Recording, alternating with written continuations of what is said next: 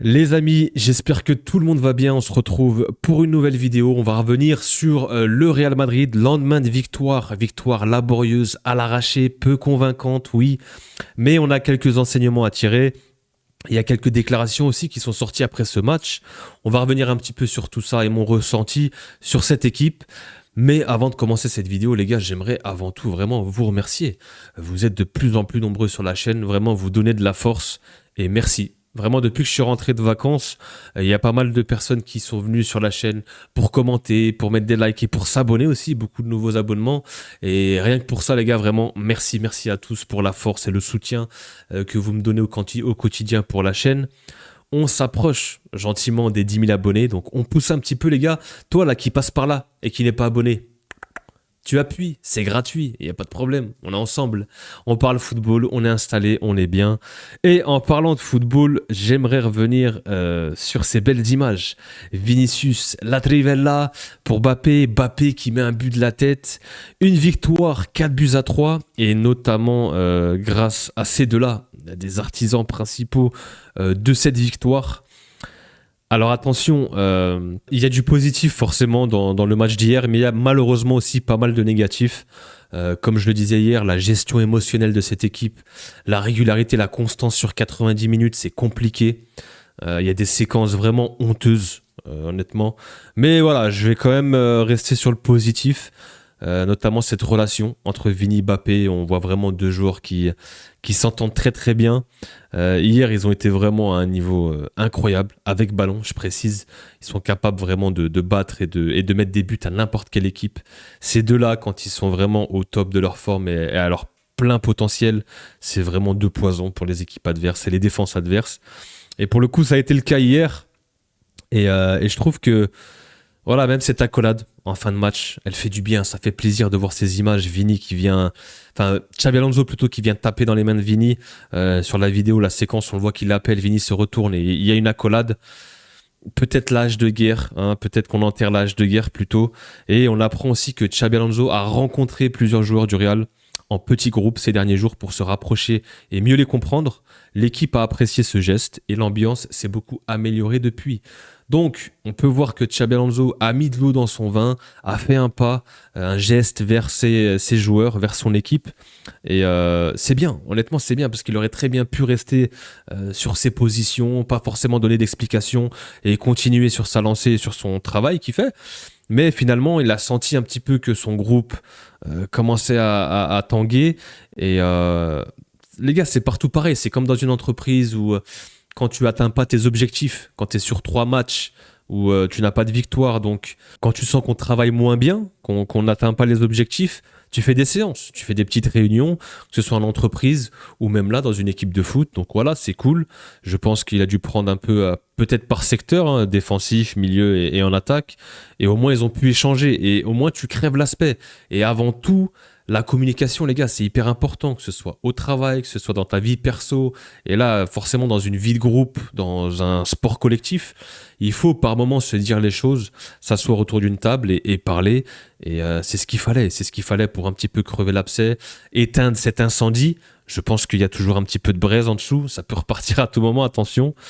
Mais voilà, il y a quelques déclarations aussi. Kamavinga, nous ferons tout pour aider notre coach. Et le premier moyen d'y parvenir, c'est de gagner. Comme je vous ai dit, les gars, le Real Madrid, le rythme du Real est... Le Real fonctionne et est corrélé avec les résultats, en fait. La bonne ambiance et comment fonctionne le Real Madrid, c'est corrélé avec les résultats du club. Et forcément, c'est un peu partout pareil. Hein. Quand on regarde Liverpool, ils sont en pleine crise. Je crois que c'est 10 défaites en 13, 14 matchs, je sais plus. Ils sont en pleine crise. Là, c'est vraiment compliqué. Il y a eu des séances aussi, des réunions.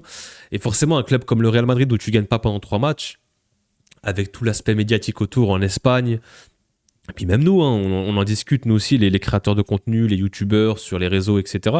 Donc forcément, ça fait un peu de bruit. Et voilà, au moins, ils en ont parlé. Et ils sont soudés, ils sont solidaires. C'est ce que j'avais demandé aussi lors de ma vidéo où j'ai un petit peu... fait un petit coup de gueule. J'ai demandé à ce qu'on reste solidaire, qu'on avance ensemble et qu'au moindre signaux de difficulté, il faut pas baisser les bras et baisser la tête. Il faut se relever, il faut rester soudé, et il faut avancer, il faut travailler avant tout. Et l'équipe a plutôt bien travaillé, c'était pas parfait hier, mais la victoire était importante, ça fait du bien. On a quelques déclarations de Kylian aussi. Nous devons rester ensemble. En tant que joueurs, nous devons nous protéger les uns les autres, protéger notre entraîneur et protéger l'ensemble du personnel d'encadrement. Donc il y a beaucoup de protéger, hein. On voit que quand il dit protéger, je pense que c'est par rapport à ce qui se dit autour, par rapport aux médias, par rapport à tout ce qu'on peut raconter sur le club et sur l'ambiance. Je pense qu'à mon avis, les joueurs, ils sont sur les réseaux, cette génération, ils voient ce qui se passe et ce qui se dit, forcément. Donc, ils essayent de rester dans leur cocon et de se protéger, et c'est bien. Avant tout, il faut rester unis. Nous devons rester unis, justement, car nous allons nous battre pour tous les titres cette saison, et nous le ferons ensemble. Donc voilà, de toute façon, Mbappé, on le connaît dans la communication, il est parfait, il sait y faire. Qu'est-ce qui s'est passé pendant notre mauvaise passe? Nous avons mal joué, voilà ce qui s'est passé. Et quand on joue mal, on ne gagne pas. En factuel, un petit peu bateau la phrase. Je pense que ce soir, nous avons fait mieux. Nous nous sommes battus avec acharnement pour le badge et nous avons montré que nous voulions vraiment être compétitifs. C'est tout ce qu'on demande. Après, Mbappé, honnêtement, il est stratosphérique hier, il met un quadruplé. Faut pas banaliser, hein, attention, c'est vraiment une grosse perf. Vini, pareil, il est sur une performance XXL. Il fait partie aussi des hommes forts de cette victoire. Par contre aussi, il y a quelques passages à vide, hein, notamment ces deux-là, en seconde période où il y a des pertes de balles, il y a des joueurs qui marchent, qui ne font plus d'efforts. Les gars, je veux bien, mais le foot, c'est pas qu'avec ballon, hein, c'est aussi sans ballon, encore une fois. Et moi, j'ai vu des séquences où vraiment c'était honteux. Vraiment, c'était honteux. Donc attention à ça encore, à ces petits passages à vide. Petite déclaration de Fédé, bien évidemment, le capitaine. Après une semaine durant laquelle beaucoup de choses ont été dites à notre sujet, nous sommes aujourd'hui plus qu'unis que jamais. Donc on voit vraiment que les joueurs, qui a un peu une com qui est un peu unie, tout le monde sort un petit peu les mêmes mots, l'unisson, la solidarité, restons ensemble, et c'est bien, franchement c'est ce qu'il faut faire. Ils vont pas sortir, ils vont pas nous dire l'inverse, bien évidemment, ils vont pas nous dire qu'il y a eu des difficultés, que ça a pété un petit peu au sein du groupe, qu'on n'était pas en accord avec le coach. Non, ça se règle en interne, et c'est mieux comme ça, bien évidemment. Maintenant ils ont discuté, ils ont atténué un petit peu le truc. Pour moi, comme j'ai dit, il y a encore un peu de braise, ça peut repartir. Dès que tu auras un mauvais résultat ou une mauvaise série, on connaît le Real Madrid, ça va très très vite. Avoir Vini et Mbappé dans l'équipe est une chance, mais jouer avec la même équipe, avec la meilleure équipe du monde est un groupe aussi engagé, est un grand honneur. Sur le plan perso, je travaille à retrouver mon meilleur niveau. L'entraîneur a toujours été à mes côtés, me soutenant et faisant tout son possible pour m'aider à progresser et à contribuer au succès de l'équipe. Ce n'est pas toujours facile, mais le staff technique et les joueurs sont plus qu'unis que jamais. Donc il reconnaît qu'il n'est pas à son meilleur niveau. De toute façon, on le voit, il n'y a pas besoin d'eux. Et je suis assez déçu, moi, de Fédé, hein, ces derniers temps. Il est le capitaine et je trouve qu'il manque de personnalité. Encore hier, je trouve que il y a des bonnes choses, il n'y a pas tout acheté, mais il n'est pas convaincant. Je le vois pas assez dans le match. Il est un petit peu par moments invisible. Il y a beaucoup de déchets techniques, des passes ratées où tu le vois, il se prend la tête à deux mains. Je trouve que il a perdu un petit peu son football. C'est pas un leader pour moi, c'est plus un accompagnateur, euh, comme à l'époque avec les Kroos, avec les Sergio Ramos, les Modric, etc. C'était plus le joueur qui accompagne, le second couteau, la variable d'ajustement. Aujourd'hui, il est capitaine, il doit être le leader et on voit que peut-être le costume est peut-être un peu trop grand pour lui. Un petit déclat aussi, on va terminer avec celle-ci. Rodinei, Vini, dans ces matchs comme celui-ci, quand Vini est détendu, léger, en pleine possession de ses moyens, je n'arrive même pas à lui donner un coup de pied, il est trop rapide. Bravo à lui, pour moi, c'est le meilleur au monde. C'est un honneur de jouer contre lui. Donc voilà, petit déclat sympa de Rodinei. C'est vrai que c'était compliqué pour lui hier, Vini qui était en jambes, comme j'ai dit, des jambes en feu.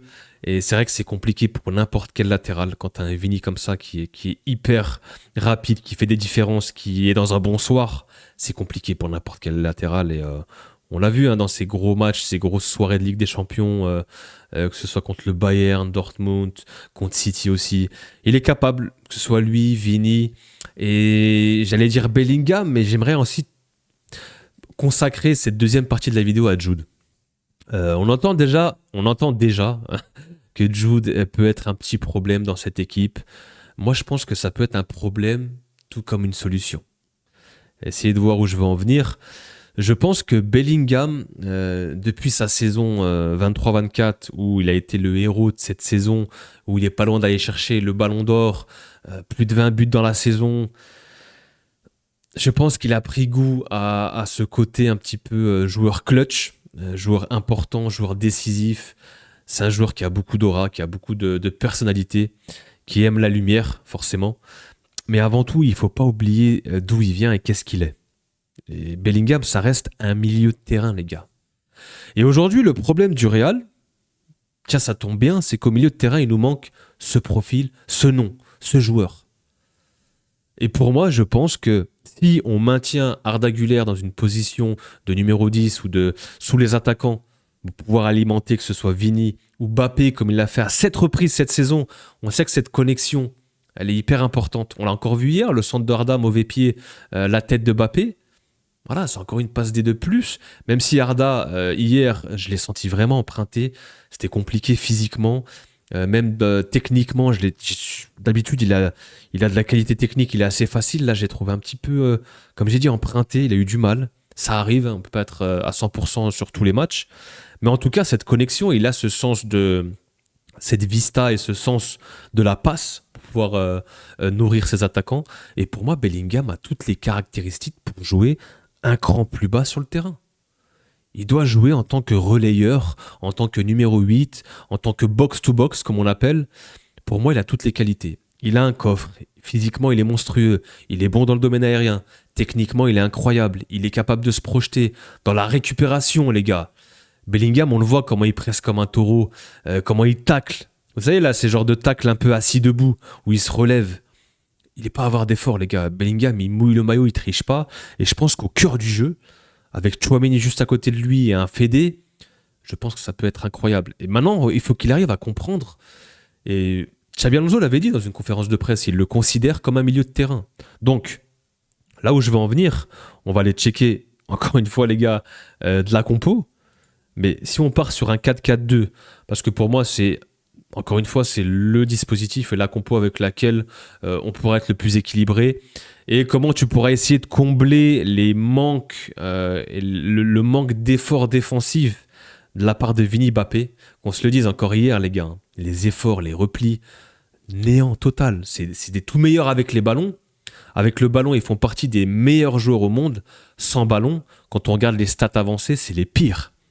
Il n'y a aucun repli. Alors Vini, ça va, il y a quand même du pressing et des courses.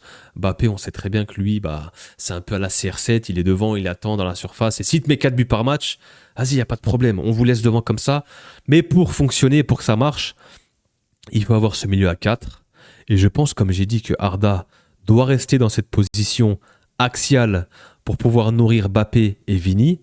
Il a une belle qualité de frappe aussi, il a un super pied gauche. Et Bellingham, s'il redescend un petit peu ici, là, il peut faire vraiment ce travail de sape et être ce joueur qu'on a besoin, les gars. Cet organisateur.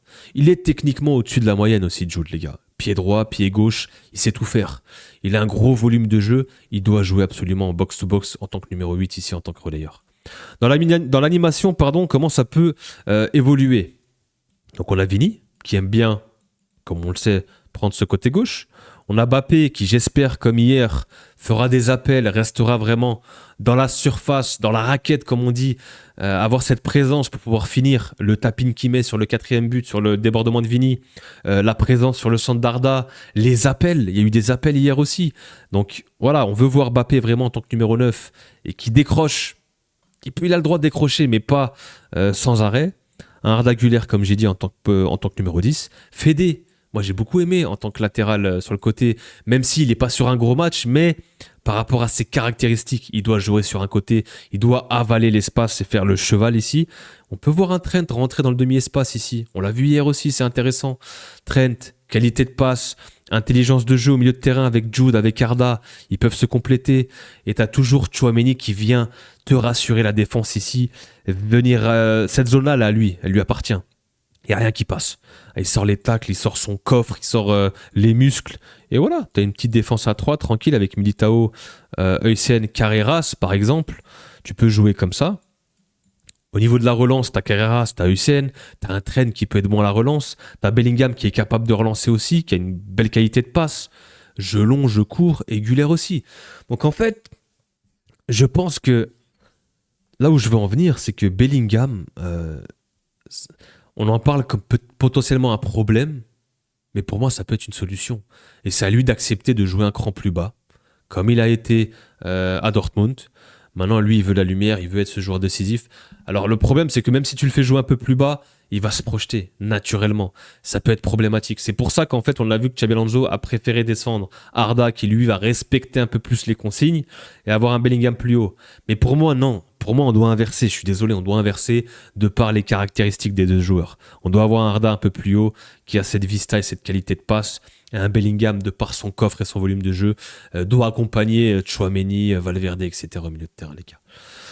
Donc voilà, petit update du Real Madrid. Ça se calme un petit peu. En Ligue des Champions, les cinquièmes. Le prochain match, ce sera City. Donc avant ça, il y aura les matchs en Liga. Il va falloir se rassurer. On est toujours dans le road trip. Déplacement à Girona ce week-end.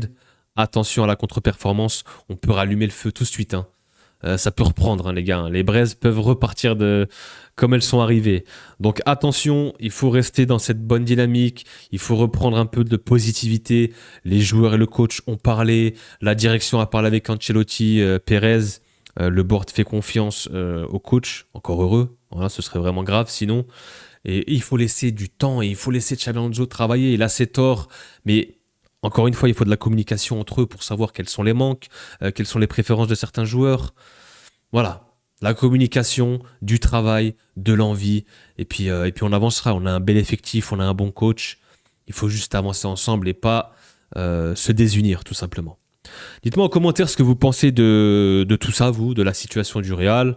Qu'est-ce que vous pensez, comment on va évoluer sur les prochains matchs? Bellingham, le point d'interrogation, qu'est-ce que vous en pensez? Est-ce que vous êtes d'accord avec moi pour qu'il joue un poil plus bas ou vous le préférez plus haut? On peut échanger, on peut débattre.